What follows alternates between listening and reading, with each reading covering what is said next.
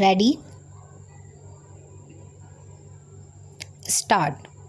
Being aggrieved by the said award of the Labour Court, the first respondent herein preferred a writ petition before a learned single judge of the Guwahati High Court, who, after hearing the parties, came to the conclusion that the finding of the Labour Court that there was extortion of documents by the workmen concerned was contrary to the charge sheet, which did not contain such an allegation. It came to the conclusion that allegation of extortion was an afterthought. It also accepted the defense of the workmen that they entered the estate only to obtain treatment of the injured workman who was assaulted by the manager of the estate.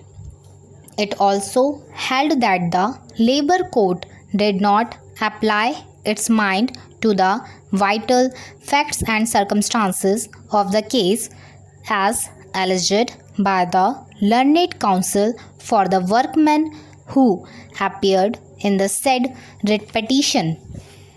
On that basis, the learned single judge came to the conclusion that the Labour Court did not appreciate the material on record properly and passed the order justifying the dismissal, which is disproportionate to the offence alleged.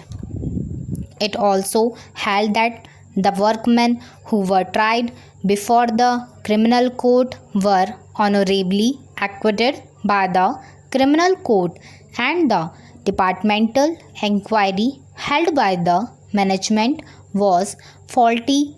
On the said basis, it set aside the award and directed the management to reinstate the surviving workmen who have not attained the age of superannuation with compensation of rupees 15,000 to each of them in lieu of back wages, and to pay compensation of 30,000 to each of the workers who have superannuated during the pendency of the proceedings, and to fix lump sum compensation in consultation with the petitioner, which shall be paid to the actual heir of the workman who expired without getting any benefit.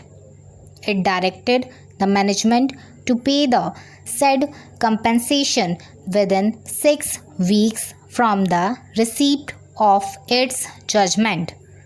Shri K.R. Chaudhary, learned senior counsel, addressing arguments on behalf of the appellant, contended that the Labour Court, having permitted the parties to adduce evidence in justification or otherwise of the finding of the domestic tribunal, and having recorded evidence in this regard, justly came to the conclusion that the management has established its case of misconduct against the workmen.